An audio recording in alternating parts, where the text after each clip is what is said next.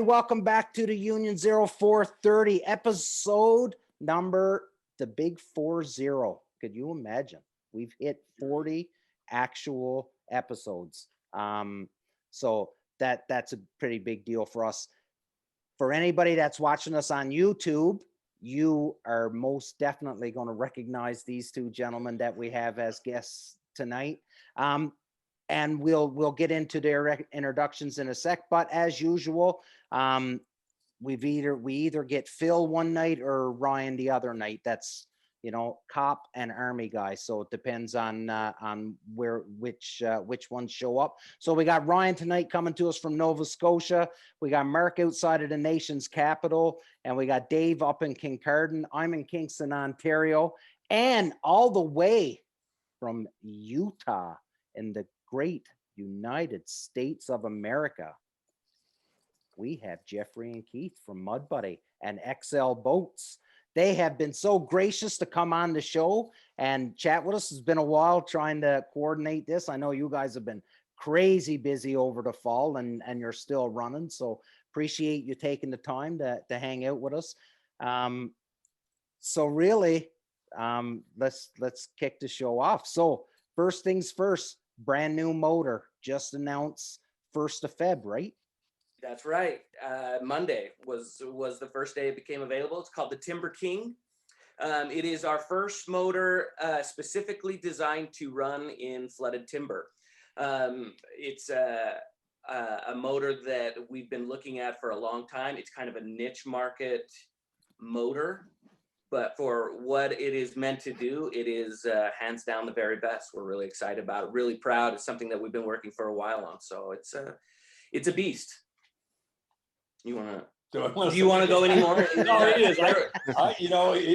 It's hard to say how it's going to do here in Utah because we run around in the marsh. But I've been in Arkansas, and I've had the tree slap me in the face a couple of times. Absolutely. And all that. So it's going to be a great tool for those guys who run the flooded timber because it's a completely different beast than what we do here in Utah. Yep. We don't worry about floating logs and all that stuff. So, but with all those little extra features, it's going to be a great little niche market down there in the flooded timber area. Yeah, highly desirable motor down there. So it's got a shorter drive. It's got a 27-inch drive. Our traditional HDR motor, or hyperdrive reverse motor, has a 32-inch drive on it, which is really great. It's very strong, very tough. Will get you through the mud all the way where you want it. But a 27-inch drive, which is a little more compact. It's also very stable, but it offers maneuverability like nobody's business. This motor will turn on a dime. It's like a freaking Ferrari. So it's got that shorter drive. It's also got it's got new brush guard. So it's got one that covers the oil cooler. It's a vented piece of stainless steel. Really, really nice. Cover that up. So as you're pushing through brush and tree branches and whatnot, you're not going to knock that off and ruin your motor. It's also got a hand guard, which is made out of like mithril, like it's I don't know what prompted him to do that, but you could honestly shoot it with a 9mm and not have any problems. We're gonna try that out. Which we really want to try.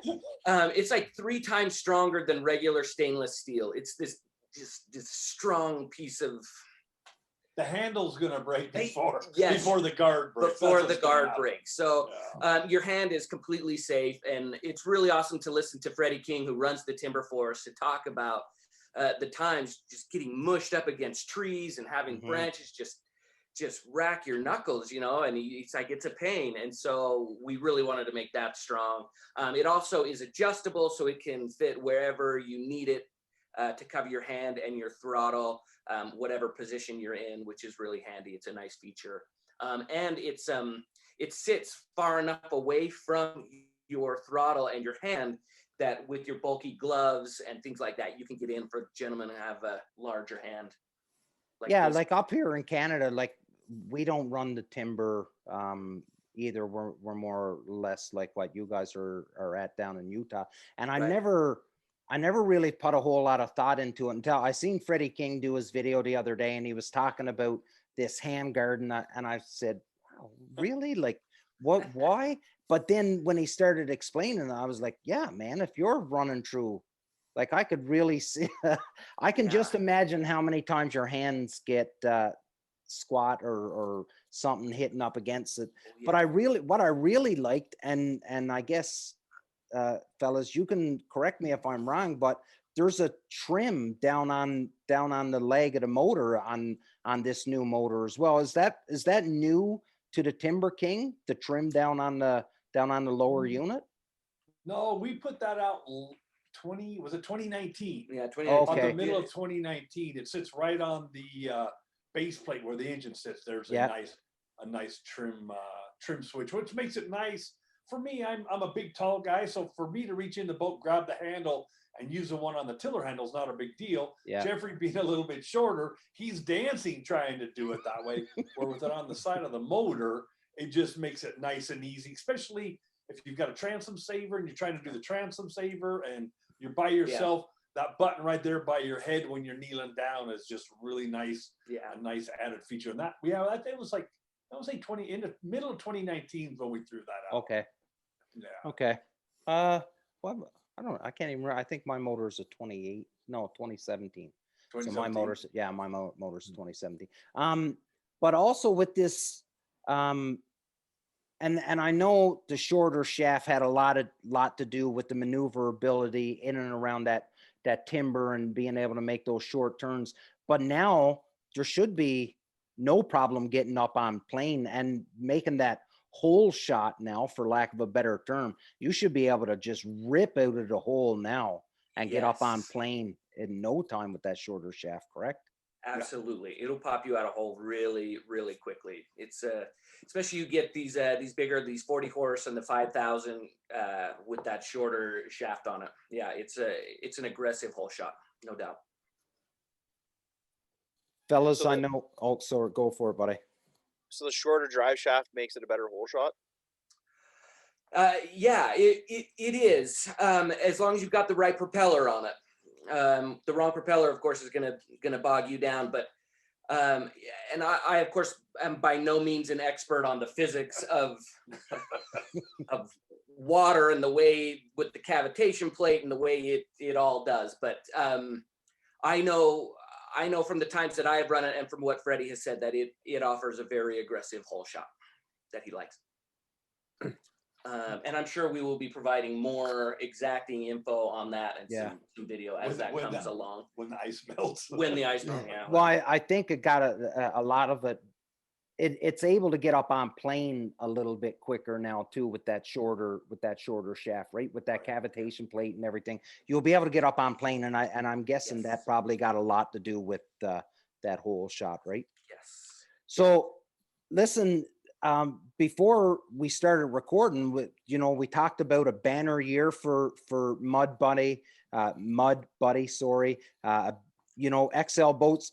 Everything is coming up great for you guys. You're having a wonderful year. The brand is still growing. You are the originals. How are you still how is this in innovation? How are you guys still plugging along and still, in my opinion, still at the top of this mud motor world? Well, you said it right. The word is innovation, and that's something that we as a company have built into our culture and our core values. That is something that we pride ourselves on more than anything else, is the ability to innovate, and it's something that we will never let go of. We'll never have the perfect motor, so we're going to continually strive to make it better, and I think that's how we've managed to stay on top.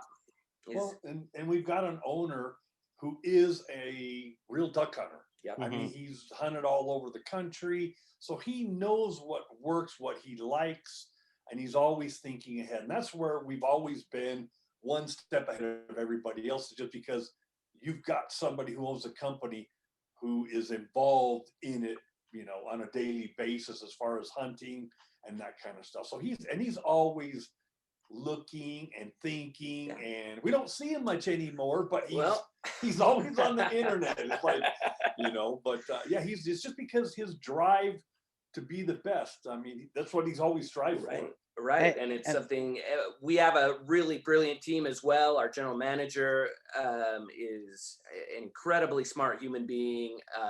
He's a great engineer, and he thinks of things, like they have the brains to make these things happen. He's incredibly capable, and Ricky as well helps him out a lot with that. So we've got this really great team that just loves to create and stay right on top of everything.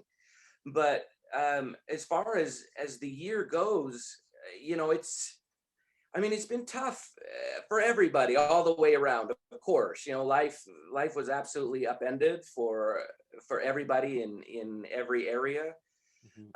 But we found, that being able to get out onto the water and continue to maintain a small piece of normalcy, whether it be hunting or fishing or whatever it is, became very attractive to people early on. So we saw an incredible quick boom in both our boats and our motors, and it literally has not let up since March. No, because like we were talking about it before we came on, January is a nice slow down, gradual, get kind of regroup, but we haven't regrouped. It's just been feet hitting the floor and running. Our poor production guys they're just getting hammered. It's just crazy. It's great. It's crazy good, but it's still crazy. It's just like, wow.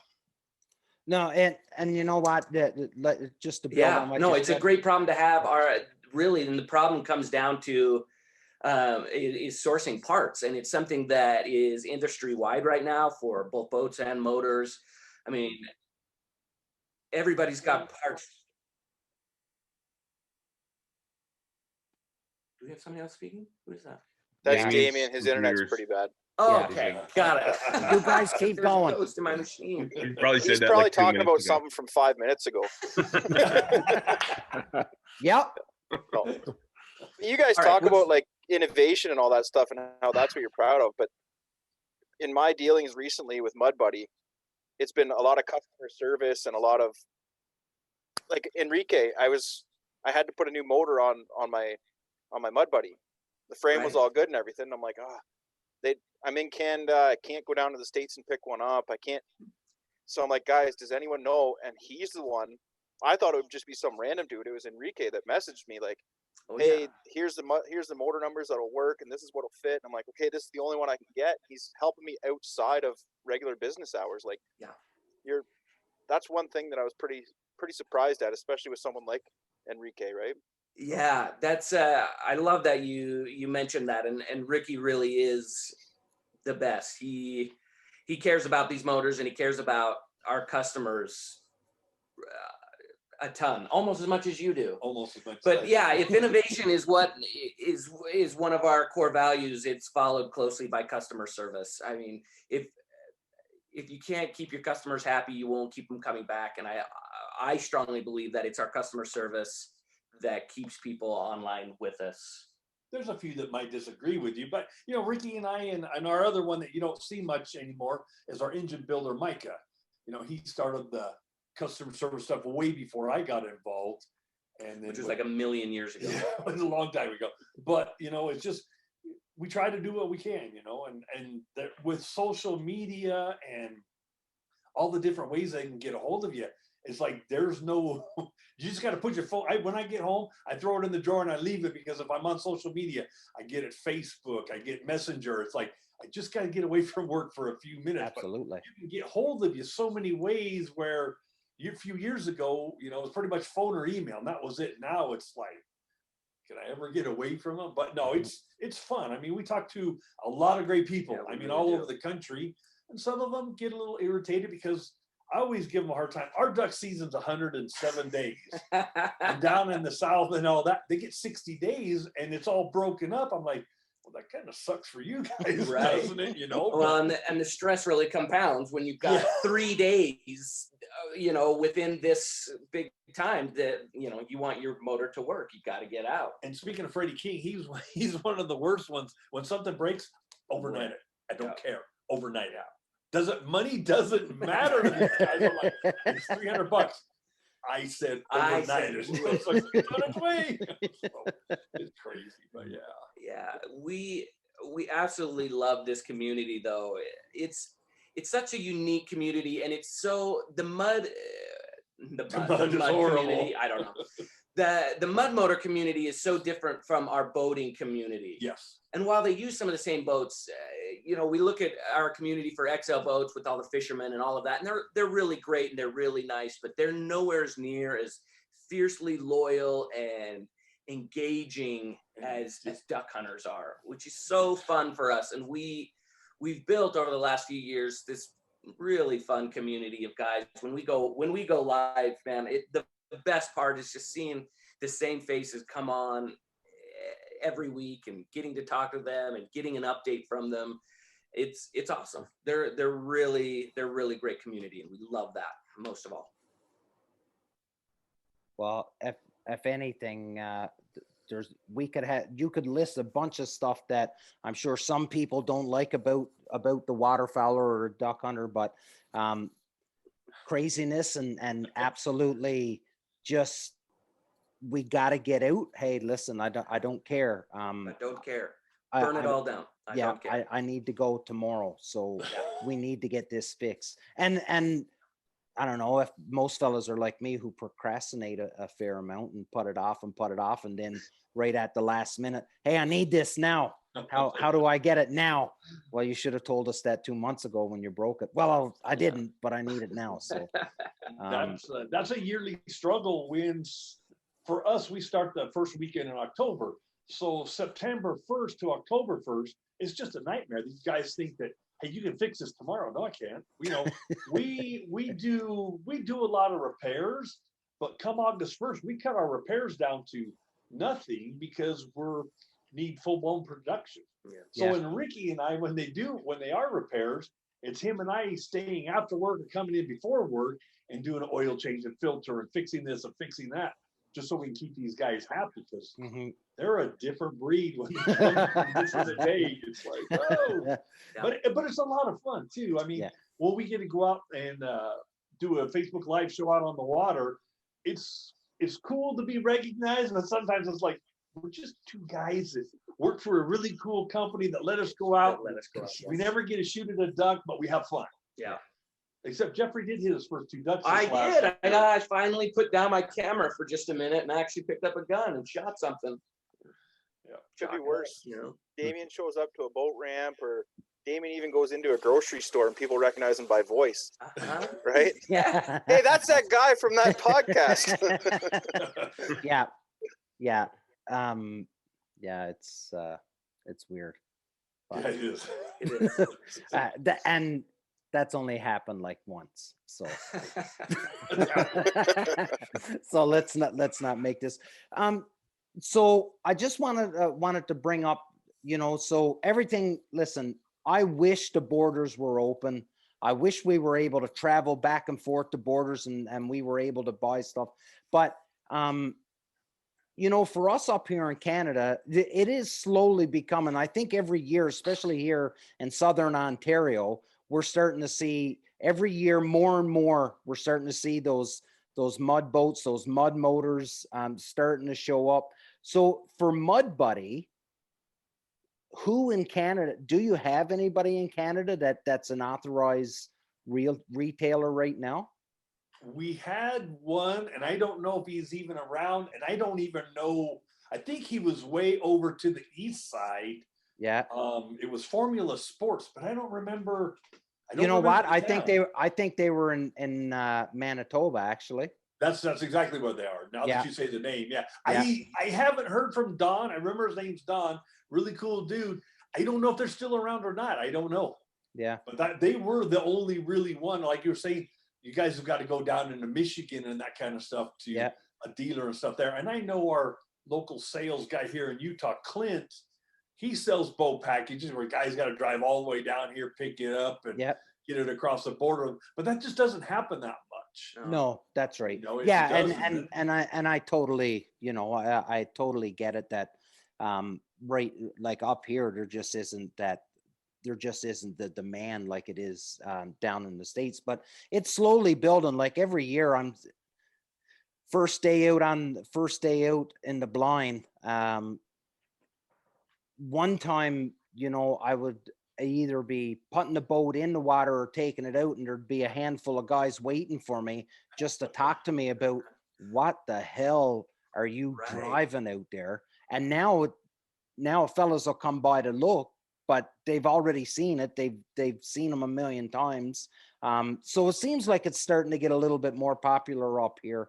But for me, dealing with the dealer out of Fenton, Michigan, for me, it was a cinch. It was easy. Yeah. Actually, he Three-way even sports, took yeah. care of getting it across the border for me. So That's good. yeah, You know, and I only work a little bit with the dealers. In fact, you probably have more experience actually speaking to the dealers. But I know from our sales team that Canada is like that's the big one. Like we want we've got to get there. yeah. It's just there are certain things to overcome, but it is always at the forefront of our minds getting dealers up there. Yeah, no, absolutely. And you know, and going along with what Dave said, like we've got between Dave, myself, we've got a couple other buddies that are all customer service. Like luckily I've never had to call down, or well, when I did, I had to call, and I need a new prop. What do I get? And someone said, here, we'll ship this one out to you. This is what you need. But that was as complicated as it gets. But for everybody else, like Dave, Jason, and the other fellas, like Dave, you literally had the lower end of a Mud Buddy motor and a box of parts, and had to build put a motor back together. Every bolt was taken out of that bottom end. It was completely apart. So what happened was the actual block cracked. It had the biggest package. It had the pistons done. It had everything done. The heads, the dual carb intake, and it looked like it was just over revved. So it was cracked right down. So then the guy took it apart. Well, then I just piece by piece put it in the back of my van, and then brought it home. It was a good buddy of mine that had it, and I was like, you know what, I'll put it back. And then as soon as I was putting it in my garage, I'm like, what the hell did I get into? But you know what?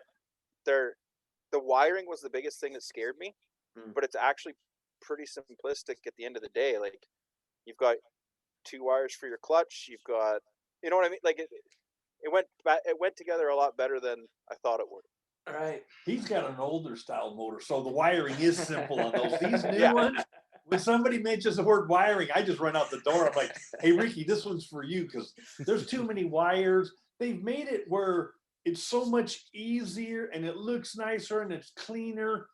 But to me, functionality wise, it's not as easy to get somebody on the water who's got a new style 40 or a 5000 versus the old guy, because I can get you going in a heartbeat. Hey, this doesn't work. Pull the little front football apart, put this wire with this wire, you've got prop. It won't start.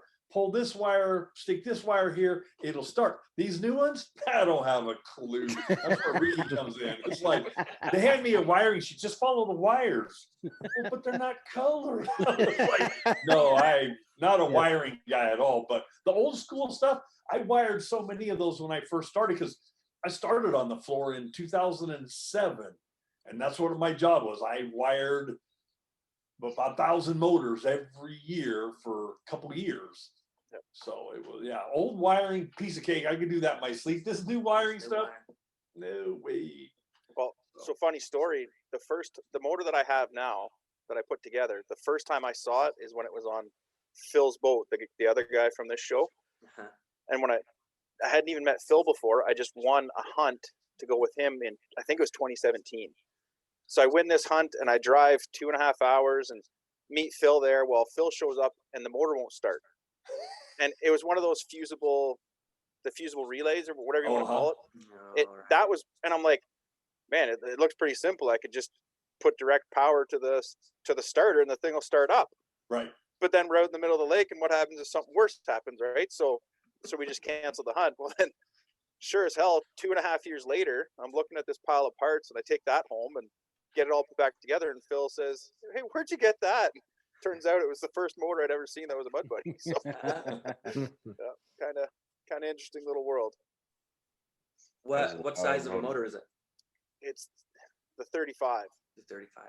Yeah, I was gonna upgrade it to the 40, but just getting parts and stuff in Canada. Yeah. First off, finding a Briggs and Stratton dealer, and then one that had good enough customer service to talk to in Canada with the border closed, right?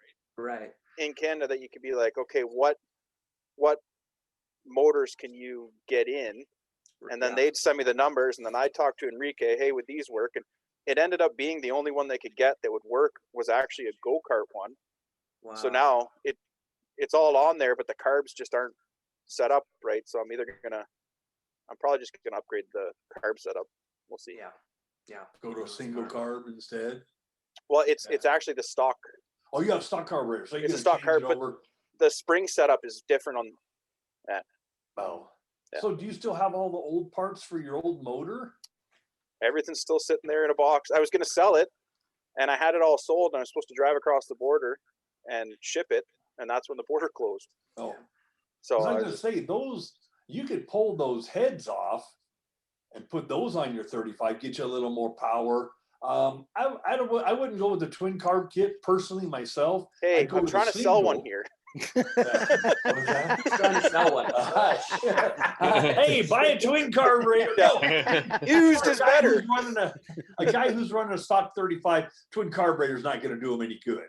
But if you sell them all those other parts, yeah, they're fine. They're a little bit tricky to tune, but if you just have a little bit of patience. Did we ever do a video on that one? No, I don't think we've ever done it. That's one. There's so many videos that we have to do, but I don't know. We don't have time to do them. But well, and it's interesting you say that about Briggs and Stratton too, because they're in the same boat as just about any other motor manufacturer in the country right now, or in the world. I mean, Suzuki, Mercury, Yamaha, all these companies are so back ordered on motors right now. Trying to get parts for motors is, it's about who you know, how many palms can you grease? It's cutthroat out there. There are a lot of people who need motors. So even Briggs and Stratton, we're having a hard time getting and keeping the number of motors or power heads that we need. Wow. It's a big year. Everybody wants one, man. Have you guys seen any of these small kayaks and canoes with a mud motor on them, like a little 2.5s and all those? And based on the boom in these small, 12-foot kayaks, do you see Mud Buddy maybe making a smaller one day? The smallest thing we've got right now is like a 7-horse longtail. It's got a 60-inch shaft on it. It's a 2-to-1 reduction, which you can run that bigger prop, so it'll actually move quite a bit faster than a non-reduction motor that spins this little baby prop. There's a few guys around here that have some of those, but long tails for us isn't what it used to be. I wish it was, and I think the company does too. But yeah, right now there's nothing planned to go smaller than the 7-horse, and it's light with the motor and the frame and everything. You're like about 85 pounds max with fuel and oil in it, so pretty easy to drag around if you had something that will support that weight. Yeah, it'll take you where you want to go. Yeah, and for us, it's like our mentality hasn't been smaller for a long time. It's always been bigger and bigger and bigger is kind of the direction we've been in. That doesn't mean that there isn't some plan in some drawer somewhere or in the back of Bill's mind that he doesn't want to create something like that. The trick comes with the idea of a lot like this timber idea, right? So we get a lot of duck hunters and they're hitting stumps, and it's about a motor that can stand up to the kind of punishment that duck hunters like to give them, right? And especially down south, we find that these guys I mean, here we don't beat a motor that hard, you know, like even our boat, like we're running a Pro Hull from XL, and it's a 0.125 gauge aluminum with the 5086. I mean, this thing could plow into a tree and shrug it off like nobody's business. And we don't need that here. Like I would never buy one for myself in Utah because we just don't run that stuff. But man, you go down south and these guys, they're crazy. If you don't hit a tree, then you're doing something wrong, you know? So the idea is to create a motor with materials so strong that it can withstand whatever you throw at it. Nuclear bombs is the ultimate, you know, when it can stand up to that kind of punishment. But to do that requires the weight and the frame to hold on to a motor of that size or to power something like that and to stand up for it requires a pretty large base. So looking at something small enough to run on a kayak like that, you're looking at finding lighter materials, and then it doesn't stand up to the beating that we need it to. That's the mentality. It doesn't mean that won't change or that it won't be added at some point, but right now that's the thinking behind our company. And I think the reason I was asking that is because there's been a big boom in kayak and small canoe hunting. And then you see all these guys that are putting these, they're almost like a whippersnapper on the back of with a flex shaft, you know? And I'm like, man, if Mud Buddy made one with a tough enough shaft that it didn't break, it would be, it would be interesting. It'd be an idea. Yeah, no, I've absolutely seen an increase in popularity of those smaller hunting rigs. Yeah. What about your, so, you know, the original Longtail, that was my first Mud Buddy that I had. I can't even remember, Mark, Ryan, you guys probably remember more about it, but what was that was like a 25 horsepower. It was 25 Kohler. Yeah, 25 Kohler. Yeah. Anyways, that thing, like, I can remember when I decided I was going to sell that and I was going to go to a surface drive, and my buddy going, why are you, and he had already upgraded from the Longtail to the surface drive, right?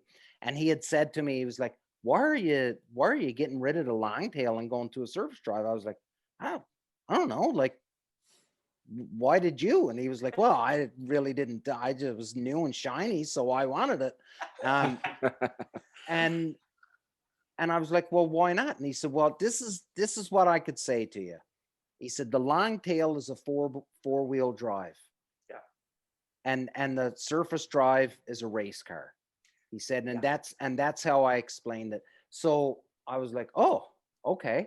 But I still want to get the surface drive. And he was like, oh, wow, Jamie, okay. Yeah. I've used that Longtail and I've been in with your surface drive, and that Longtail holds nothing to your surface drive. Yeah, you don't think? No, yours is way more capable. Yeah, that's true. By far. Yeah. It's 10 more horsepower, boys. Yeah, that too. Exactly. That's the first thing. But what I was getting to, how popular are the Longtails still popular? I know you're still selling them.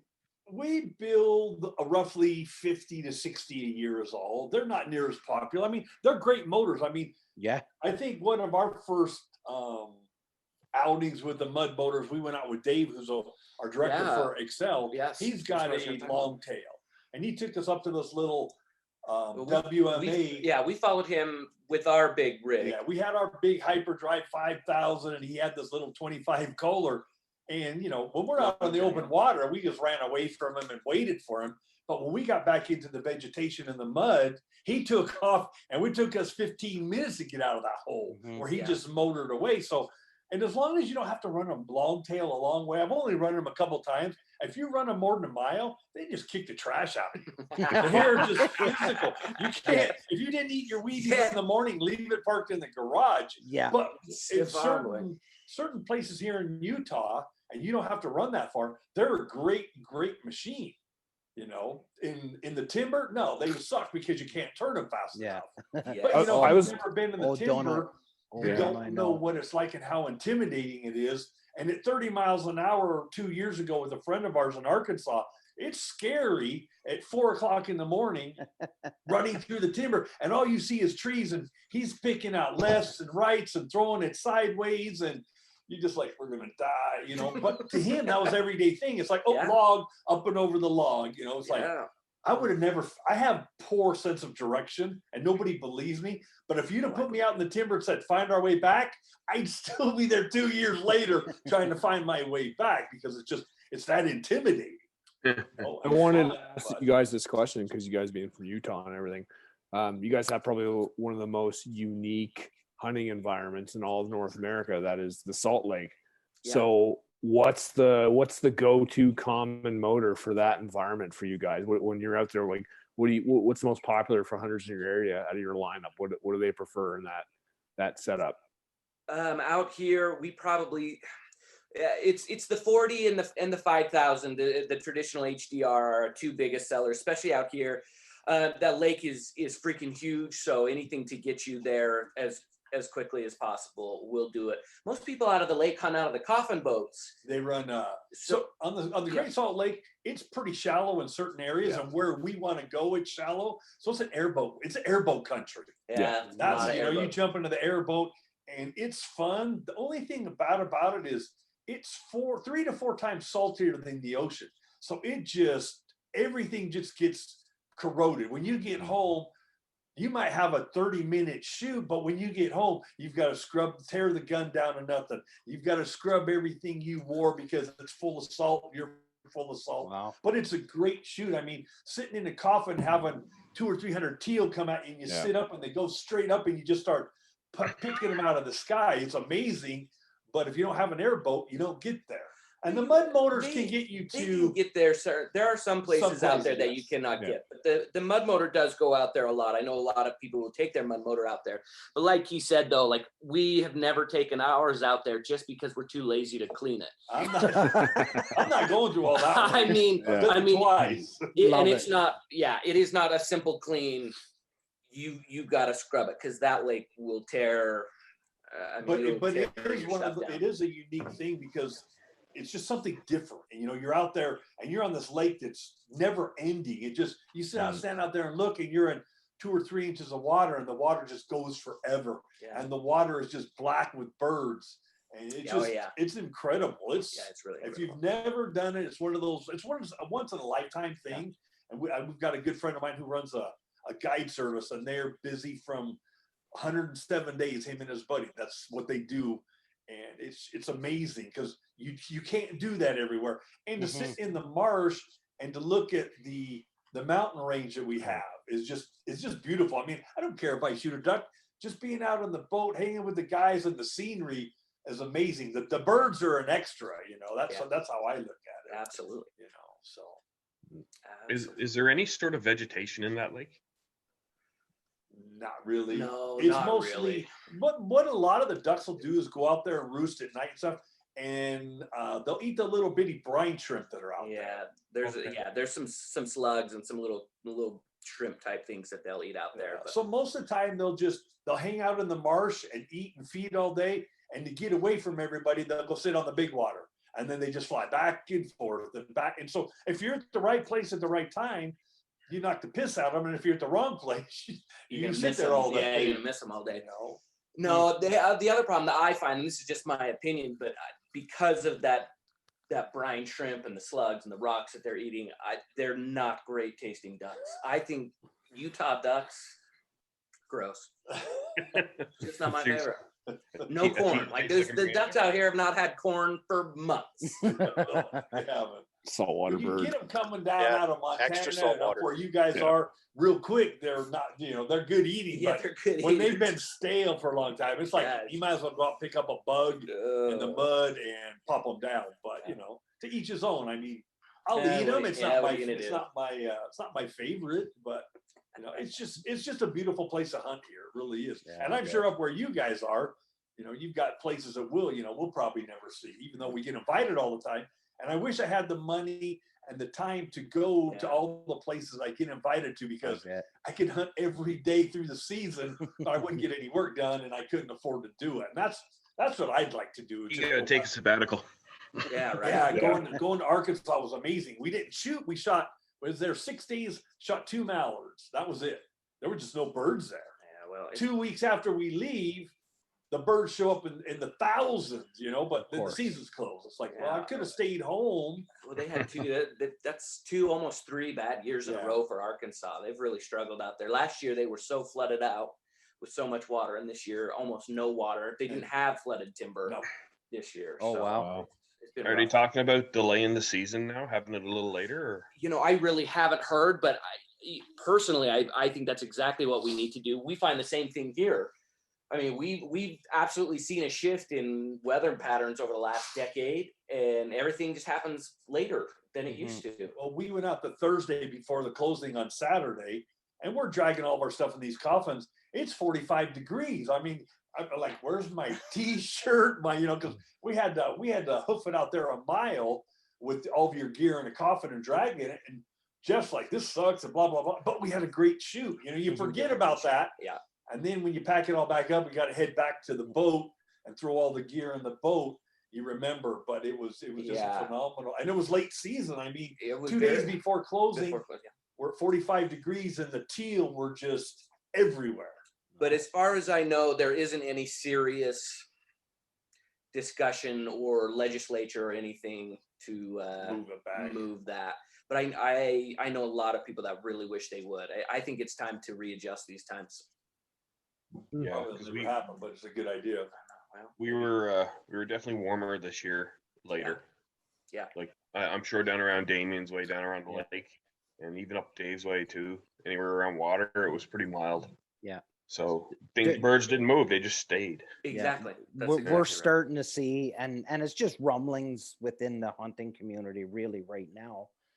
But we are starting to hear those rumblings where fellas are especially for the Canadas. Fellas are starting to say, listen, we need to push the date back a couple weeks because when the season opens, there's nothing. There's literally nothing around other than your local resident birds, right? Yeah. But nothing is moving, and but that's we did that's see- for people way smarter than me. Yeah. We did get a lot of geese early on. this Yeah, year. but we have a lot of local geese. Every Yeah, park, that's true. every waterway, Every there's- golf course. every is golf. just It's covered. horrible. You go by the golf course, and you could limit out in about 30 seconds. Where I live, there's a drought relief pond in my neighborhood. It's about a quarter mile away. Well, every day during hunting season, they come out of there by the hundreds, and then the evening they come in by. I could sit in my front yard in a lounge chair and shoot a limit in 5 minutes, but my neighbors might not appreciate it because I'm not the best shot in the world, so there'll be a lot of cripples running around the neighborhood. One-legged chasing geese them. running around. Sure. But Yeah. it's just crazy. And if it doesn't get cold where you guys are at up in the north, they don't come down. We don't get That's right. birds. We shot stale birds for 3 or 4 weeks. It was like, they coming in, they like, no, we're not coming in here. It's just like, Yeah, they're so educated. everybody thinks, oh, they're not that smart. Oh, they are smart. That's why they're still alive. Yeah. And they managed to fool us almost Yeah. daily. So Right. yeah. Well, fellas, I don't want to cut you off if there's more that you want to go and there's more that you want to say, but for me, I can't say enough how appreciative I am that you guys took your time. I know it's after hours and everything for you, and took the time to come and hang out with us and have a chat with us. It's greatly appreciated. And I know the Mud Buddy name is growing here in Canada, and I think with you guys coming on tonight and on the show and allowing us to give a little bit more attention to Mud Buddy, it's only going to come for great things for your business. Well, goodness, we really appreciate the opportunity. It's been really fun. You guys are so awesome, and thank you for your patience. I know this was like way harder than it should have been to get this put together, but It's too easy. we're really appreciative, and you guys are so awesome to have us on, and we're glad we could make this happen. It was really exciting. I will say that my last little plug and pitch is that if you have any of your listeners have any questions about buying one or finding one or need help repairing it, you know, our guys are here to help, and they love to hear from you. And you know, give Ricky, give Keith, give Micah a call. They can help out in amazing ways. They can work their magic. We work our magic. As long as you have tools, we can get your boat running. You don't have tools in the boat, we're only so good. That's the problem we run into. No tools in the boat, can't help you. So. Yeah.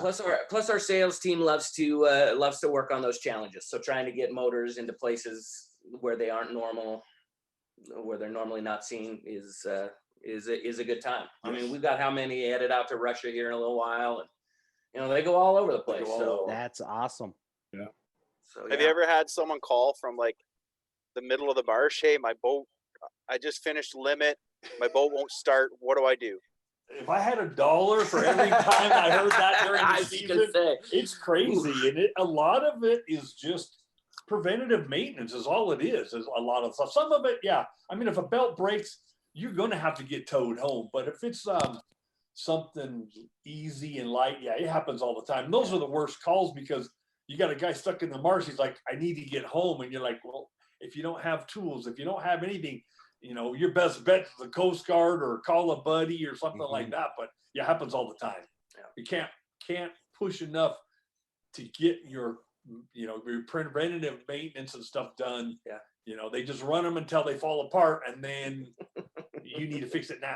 So, yeah. So what set of tools would you recommend as the minimum to bring in your boat? Sorry, Damien, I know you wanted to end it, but No, I don't want to end it. I just didn't want to have people just staring at one another. It's like, hey, so you definitely need a Phillips screwdriver, a flat blade screwdriver. You need a 7/16 wrench, a 1/2 inch, 9/16, couple pieces of wire, wire cutter, something like that, some strippers, just simple stuff like that. I'll throw a plug out for our buddies at Backwater Performance, our parts division. They make an emergency kit. It's got throttle cable, your clutch switch, trim switch, kill switch, a little battery backup jump pack. They're great little things to have. They suck when they just sit there and you don't need it. And you think about, I spent all that money, but when something breaks and it's in that little box, it's amazing. That was worth every penny you spent. So those would be the few tools I keep. You don't need a ton of tools. I mean, you don't need your Snap-on rollaway in the boat with you, but something's better than nothing. Yeah, a small, simple toolbox. You know, we have a little ratchet set. I mean, we picked up, just threw a bunch of little tools, and it was like last year we were running the 50, and Jeff and I are hauling Heine across the marsh, and the boat's like, and I work on these things all the time, and I know them, and I panic. What do I do? I pick up my phone. Ricky, what do I do? He's like, come on, Keith. What do you think you can do? Let's see. Check the battery first. He looks at me like I might have an answer. I was like, dude, why people call you for a profession? What are you doing? Talk about two guys with that look in their face like, oh, shit, we're in trouble. And, you know, and what it was is one of the guys that jumped in the boat and upgraded to something that we needed to test, and he disconnected the battery. And on these EFI motors, if your battery cables are loose, they just don't run. They can't have that influx of power. Well, I reached over there and grabbed the positive cable, and you could take the nut off with your finger. So it was, you know, get the wrench out, tighten it up, fire it up, and off we went. But the panic look that we both had was like, you know, we can't be towed in a mud buddy, we'll just swim back and do something else. Just blow the boat up. Just blow it up right there. Taking pictures of us, seriously, we'll end up with some gator tail dragging us back in. We didn't push that sucker back, man. There's no way. We've got too many friends that are local that we can make a phone call when it come and got us. But it's a sick feeling when something breaks in. Yes. And all you need is a screwdriver or something like that, and you don't have that in the boat. So it's just a small little tool pack. You know, it will save you a lot of wear and tear and mental frustration. And hopefully you don't have to spend the night in the marsh. That's what you guys need is a couple paddles with the gator tail logo on. Right? So like, hey, if Mud Buddy, in the unforeseen event that the Mud Buddy kills, we have to gator tail. You gotta Yeah. Oh man. Unfortunately, we don't see many of those. Our biggest one around here, and it's mostly longtails, of the old Go Devils. Yeah, Mhm. Yeah, that's you see a lot of those around, but not too many of our. but really not. I mean, all you really see, in fact, the most I see are Mud Buddy longtails, actually, old ones. Old That's ones. generally what I see out here. And it's cool when we go to the marsh, especially on the weekends, which is a disaster to go anywhere in Utah in the marsh because everybody and their dogs there. But it's just Mud Buddy after Mud Buddy after Mud Buddy. And they're like, oh, hey, we know you guys. It's like, no, you don't. No, Really, no, you don't. No. Please don't recognize us. It's like we're trying to hide. We had a quick little story. Our last trip out in the marsh, when Jeff shot his 2 birds, we're coming back. We're loading all of our stuff up onto my I've got an 1851 shallow water with a 5000. And we put the layout boat in there and all of our gear. And these 2 guys come by on the dike and he's like, hey, can you help us out? We're like, sure, what do you need? He's like, well, I blew out my tire and he shredded it. He hit a rock running the dike back home and he's about 5 miles out. So we throw his boat in or his bike in the boat. He jumps in and his buddy, who's got one of those little kid carriers that you bolt behind your bike, it's full of decoys, 2 layout blinds and their guns. And a stack of birds. Yeah, and he had 2 limits. Yeah. And so he takes off. He goes about 50 yards, comes back. He's like, hey, can you get me? So here on the front deck of the boat, we've got this little 2-seat kid carrier full of decoys, birds, guns, and then 2 dudes, 2 bikes, and all of mine and Jeff's gear. And, we fired up the boat. We motored on home, and they're looking at me like, you gonna slow down a little bit? Can you see? I'm like, no, I can't see, but we'll follow the dike along the way. It's pretty straight shot, but we ran it was probably 20, 25 mile an hour all the way back with that guy on there. And they wanted to walk. I'm like, just get in the boat. Have you ever seen a duck hunter that's boat's not overloaded? Absolutely not. Never. Every boat was always. It was a lot of fun. It just to meet the guys that they're like, hey, what do we owe you? I'm like, you don't owe me anything. I said, just pay it forward to somebody else. I said, but if you ever need a Mud Buddy, he's like, we own a Mud Buddy. We own a Mud Buddy. But it was too iced up. They too iced up for them to too jam much out. ice. Yeah, so they decided to ride their bikes, and we get a lot of that here in Utah.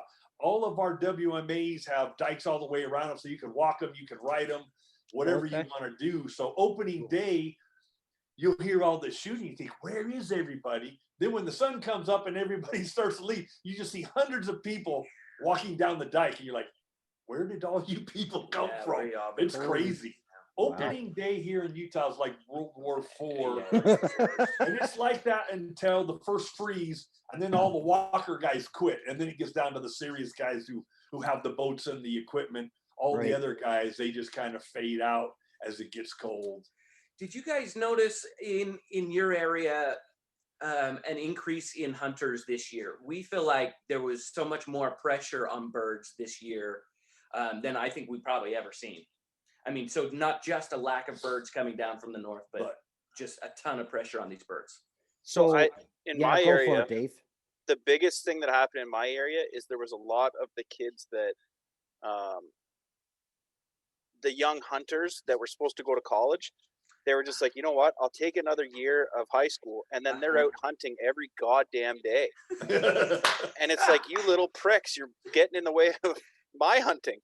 But Then on top of that, there was kids from college that their college now became online. So they were at home. Well, I'll just start my day a little bit later, and all the online workers, right? So I found it might not have been that there was more hunters, but there was also just daily pressure on the birds. So like you couldn't scout the night before know what was happening because there'd be guys hunting every afternoon too.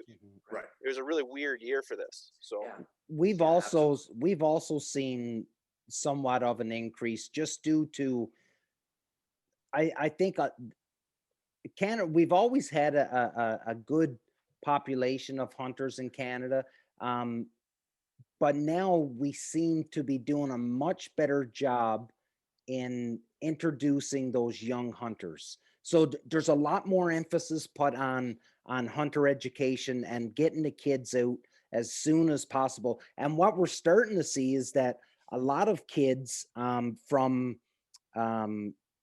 single moms, single dads we're starting to see a lot of those kids coming out, dragging their parents with them now. They're Right. starting to come out, and it's becoming, you know, the mom and son, or the dad and daughter. That's their thing that they're going to do now. So we're starting to see that, just because of a little bit more emphasis on education and trying to get the kids out. We're starting to see, and we're a little bit different happening. Like the whole COVID thing, like we've really shut, like in Ontario, we've really completely shut down Right. when this all happened, right? So all the universities, they shut down for the most part, right? All the kids were at home doing their studying and stuff. So we have seen an increase. I think there's been, even though people say that there's a lot of bad press about firearms and stuff, but there's been a lot of good things happening with the community, and I think that's what's drawing people in. Yeah. Well, I love this discussion, and because, and that's why I asked too, because there is so much more pressure, and is the pressure, is the idea that it's just more pressure because of people and COVID and the more availability to go out hunting, or are we actually seeing more hunters? Because I, for one, love the idea of growing this sport and getting the youth out and the opportunity. Yeah, you know, I was one, like my family never hunt ever, not until I actually started working here. And what an opportunity missed, you know, like to be able to go out as a kid. And I think that's so important and something that we need to increase this sport and make this sport larger and bigger and better. But is that what's happening? Are we growing as an industry, or are we just seeing increased pressure is really the question. Yeah, I think for us, like you can look at Mark, Ryan, Dave, myself, our other buddy that's on the show, Phil. Every one of us are involved in our own separate youth hunt committee, I guess, for lack of a better term. We all contribute to our own separate ones in different parts of the province or the country. So I really do think that, and there is the idea here in Canada, and I don't have the proof to back this up or anything, but there is a lot of talk right now that the average person that I would call a yuppie, but D-Gens from up north. yeah, a Letterkenny reference, buddy. Well done. Hey, yeah, well done. Yeah. Yeah, go for it. Yeah, do it. These guys might not get the Letterkenny as much as me, but when you hear them talk about Listowel and Ripley and stuff, that's my area. So. Oh my God, that's awesome. Yeah. So Jared Leto, the main character, actually played on the hockey team in our town. Get out of here. That's awesome. I love that show. Anyway, good. It's a pretty funny show. But one thing we're seeing now is with the increase of steroids and everything being in the food, there is the theory out there that there's more and more of these people that are actually getting involved in hunting, and it's not for any other reason than they just want to know where their food is coming from. Right. Yeah. I love that idea, actually. I think you're going to see that trend is going to be a whole rush of people coming in, and then 2 years later, when they realize that hunting isn't just going out and shooting your food and bringing it home, it's you got to put work into it. Right, $100 a pound. Yeah, and it's not cost effective whatsoever. Not cost effective.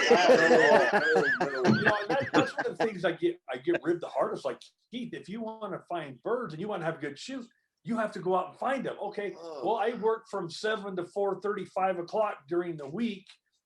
It's dark when I come to work. It's dark when I go home. I don't have the time to swing out and go scouting. So a lot of times for me, I'm relying on a couple friends that, hey, they don't give me, there's like, hey, there's some birds over here. It's not my honey hole. Don't let anybody. So I rely a lot on that because I can't, or I should say, I'm not able to because of my job to run up and down and put in the work that you have to, because I see these a bunch of local kids that I know, and I say kids because I'm older guy, but they're out there every day. They're looking, they're working, they're glassing. And if you're not going to do that, you're going to go out like Jeff and I do when we do our show. We might see a bird, and we might not. That's not what we're out there for. But if you're an avid duck hunter and you want to get your limits and you want to bring the stuff home, you're out there all the time. It's the grind. It's, you know, for here it's 107 days, and my two guys friends that are guides, it's like that's all they do. If they're not hunting, they're checking out this place, they're checking out that place, you know. And it's just nuts how much work.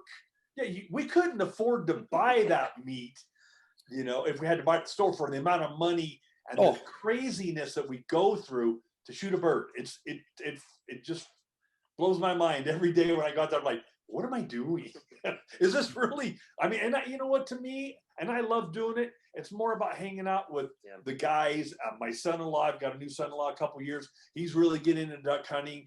And so that's where it's fun for me. I mean, shooting the birds, yeah, it's fun. I can't hit a big old fat greenhead coming in, weaving around, but give me a teal and I will smoke him, you know, but it's just crazy. And then the one thing too, and I don't think we can, you know, push it enough, is educating the people, because it's just, it's so disheartening to go out hunting and you get in there and you put in the time and you set up and some clown shows up 50, 100 yards away from you. And now neither one of you are going to do really well. And I had a good friend where I learned this the first time. We're the only two out on this pond in his boat. These two guys come in with this little homemade boat with a little trolling motor slap on the water, and they pull in 100 yards from us. I'm like, we're the only two people here, and you pull right in on top of us. Well, my friend's standing on the boat, giving him the what for. And when he sits down, he's like, I don't care if it's a mile high, they're not shooting at it. And finally, after an hour, they finally got the hint and they left, and we had a great shoot. But it was like, we're the only two boats on this pond, and it's probably 2 or 3 miles long and probably, you know, 600-700 yards wide. So there was plenty of other spots, but they roll right up on us. And it's like, really, guys, come on. Now you see why people get shot. Yeah. You know, unfortunately, but these people, so many of them just not educated. There's, you know, there's unwritten rules about duck hunting. You know, it's, you don't do this, you don't do that. But the younger generation, a lot of them, they just don't care. I think that's, sorry. Yeah. No, go Dave, buddy. I think that was my favorite picture. My favorite meme from this duck hunting season is the picture where you see two boats out on the lake, and the one guy's yelling at the other guy, like, quit shooting at birds, working my decoys. And they're only at 50 yards away. And the guy yells back, you mean our decoys? Yeah, exactly. You know, right? And it's crazy that you have to, you know, it's like, I don't like to hunt in the morning. I've just got it where if I want to go, I tell myself, you want to go at 5 o'clock in the morning? Fine. You go at 5, you have the boat back by 2. I'll go do an afternoon hunt because there's a little bit less pressure. You don't have to deal with all the wackos that are there at 4 o'clock in the morning, and you're all trying to get your boat undone, get your waders on, get the dog in. And people that let their dogs run wild just drives me nuts when you're at the ramp. No, keep your dog keep your dog in the truck until you're ready to get in the boat. But to have them run around and just kind of, I think that's in the water and they can't control them. I think that's you know, something that has to be said about all these, you know, these shows, these podcasts, and all of this social media attention and stuff, and it's an awesome way to use this medium to get that education across. Because listen, you could probably tell a young fella that's parked next to you, hey, listen, you're a little bit too close. And I shouldn't say a young fella, because the older fellas are just as bad as well. And it may just roll off them, right? But I think if there's more people talking on shows like this, the businesses that are using their social media platforms to advocate for the education, it's just through osmosis that they'll get it, right? Yeah, absolutely. And that's as technical and big words as I'm going to use tonight. Osmosis. You know, it's you know, if they're that close, why not invite them? Hey guys, why don't you come over? Absolutely. And shoot with us? Absolutely. You know, but here in Utah, I'm not going to do that, probably because I get shot. You know, I don't know. It's just crazy. And it's what do we do to bring the gentleman back to the sport, right? why the competition? Why the hard feelings? Why? I mean, what happened to the camaraderie that really should be a part of it? Right. When did we lose that, and how do we get that back? Ryan talks about it all the time. Ryan, and I'll let you go ahead, but I'll precursor. Ryan was here in Ontario for years, hunted with us, and now he's moved back home. And he said, like, our area, it's ridiculous. Like, this gratification that you need to be able to put pictures up and to show off. Yeah. It's taken over, right? Because now I need to have my picture on my social media with the most amount of ducks. Yeah. And that's what it come down to. Yeah, I think social media just kind of throws gas on that fire for whatever reason. But especially when I lived in Ontario, it was more of an issue. Out here, it's not so much an issue, probably because the waterfowling isn't as prevalent. But it's kind of funny, but it's kind of sad at the same time. But for whatever reason, that's the case, and I think there's a lot of people who are trying to be better examples on social media to say this is not what it's all about. Mm-hmm. And there is a progression as an individual waterfowler. You start out and you want to kill your first duck, and then you want to kill limits, and then as you get older and you got more loops in the belt, you kind of realize it's just not about this. Sometimes it is just about laying on the salt flats and admiring the mountains in the distance and 300 teal off in the distance, right? But it's a maturation process for sure. And us as senior kind of people, like everybody in this group right now, like it's our responsibility to kind of like, we were once those people. And when I was going through that phase where it was just all about limits, I didn't have a social media platform, so it's a different era right now. So we just kind of have to kind of figure it out as we go, I think. Yeah, I could not agree more. I think that's exactly right. Set the example. I think another podcast where we talk about boat ramp etiquette would be good as well. Like, there's just so much there. Like, don't let your dogs run around. Hey, if that guy in the new canoe shows up and you're in a boat and he says, "Hey, whereabouts are you going?" I'm not asking for your spot. I just don't want to paddle 500 meters and see you and go, "Fuck, I got to move." Right. Like, exactly. I'm not paddling 500 more meters. I'm setting up with you. Is that a story, Dave, or what?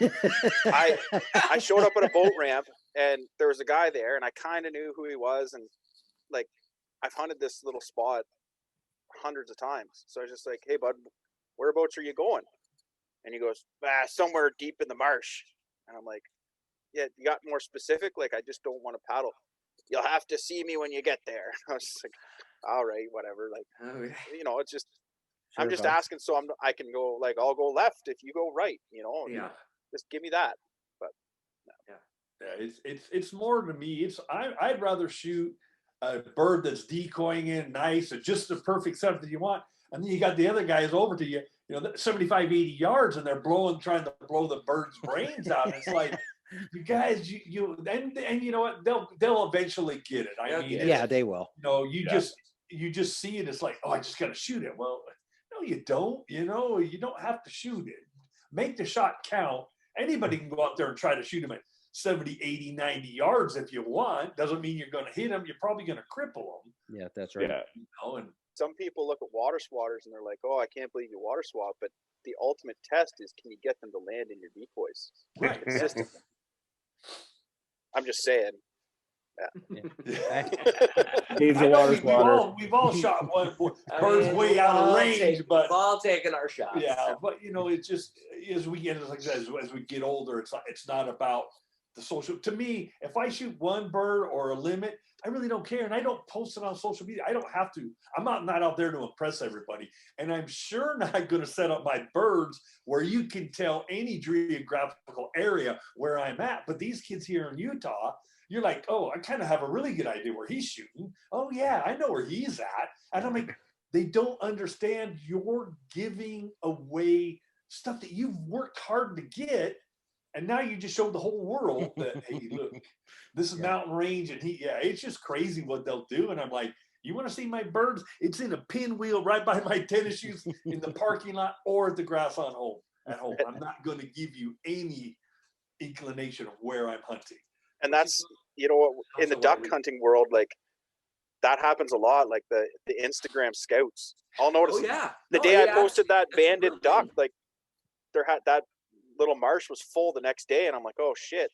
But then I started noticing, you think the duck hunting world's bad? Look at the fishermen. Those Oh, guys, they oh, post yeah. a big fish, like Absolutely. it's, oh, you idiot, you blew out this spot, and it's like, well, oh my god. I know. I will Skype. I will totally take somebody fishing home. That's rude. I shouldn't have said that. No, And I'm not a fisherman, so I really don't care. I need any advantage I can get.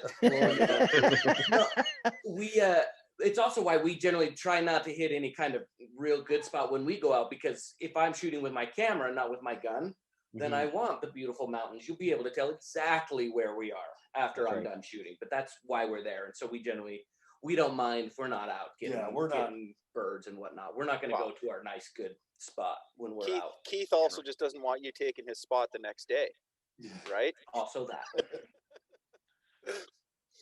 Well, this was awesome because I had a fear 15 minutes ago that we were just going to be blinking our eyes at one another. Oh, not with Jeff and Danny, I. you're allowed to have more than a split second of empty Yeah. space. Yeah. But before we go, we Yeah. should actually ask these two guys. It's winter up here. How much do you get calls about winterizing your mud buddy, and what tips would you have? Just saying. Like, I got a foot of snow outside. Yeah, see, and right now we're sitting at it's like 50 degrees outside. No Yeah. snow. Got a little bit of rain. We got Quite a rain. bit. And what's coming a little bit different now is you've got the old guys who have carbureted version motors, and you guys have the guys with the EFI. Well, they're two separate beasts. Carbureted, you want to drain the fuel, you want to get it out. EFIs, you need to leave the fuel in the system so the pump doesn't go dry. And if the pump goes dry, then those little bitty black pumps on a Vanguard, they're $350 retail. And all because you drain the fuel out. But we get our number one question is, and we talk about all the time, what prop do I run? What prop do I run? It's like, if I got to say, run this prop one more time, and during the season, it's every day. It's like, we've got plenty of videos. Our parts department guys got videos, but it all just depends on where you run. Here in Utah, we're 4,500 feet above elevation. Before you even start your motor up, you've already lost 17% of your horsepower. So when we see these guys talking down in the south running 35, 40 miles an hour, if we run 25, 26, we've got a great running mud motor. And props and weight and gearing, it all has to be taken in consideration. I mean, these guys running our big, heavy 1860 Excels, and you're going to run you and two other buddies a dog and all your gear, you're not going to be able to run a 3-blade prop and the standard gearing. We need to get you on a 2-blade prop, get the gearing down so you can get that big old tuna barge up on plane where she's running good, instead of just pushing the water for a mile because you're not set up for the right elevation stuff. Did you just say tuna barge? Did you just compare our XL boats to tuna barges? Hey, when you put 4 guys in, I mean, I had a guy call me a couple years ago, 37 EFI, an 1860 Excel, and he can't get up on plane. I was like, okay, bro, first question I'm going to ask you, what's your size and how many are you hunting with? Well, I'm a defensive lineman for Florida, and my 2 buddies are offensive linemen. We're all 325 pounds. Okay, you're 1,000 pounds and you haven't even put anything in the boat. It's not going to go until you change the prop and you change the gearing. And that's one of those things that puts us out there. A lot of other mud motor companies can't adjust the gearing and get it lower and all of that kind of stuff. So there's a lot of things to take in consideration. Most people just walk in, I want to buy a boat. And then we had a guy in Reno in December. Bought a Prodigy, beautiful boats. Prodigy makes a beautiful boat. They run our motors on them, but he didn't tell them I'm at high elevation. He's at 5,300 feet. His boat wouldn't go anywhere because he was completely geared wrong for it. So people need to ask questions. Hey, I'm running 4 dudes in this kind of gear. What do I need to do?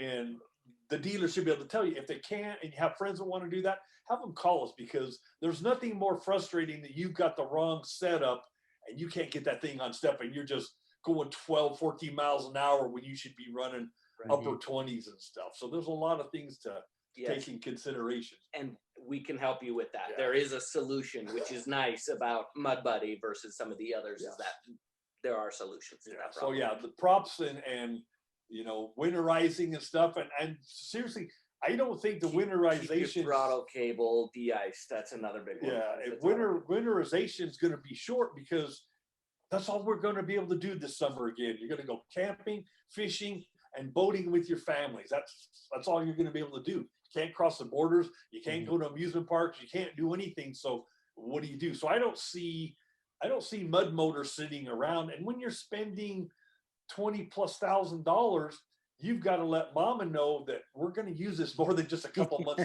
a year to shoot ducks. It's hanging down at the river with the guys and whatever beverages of your choice and that kind of stuff is. And that's they don't sit idle like they used to.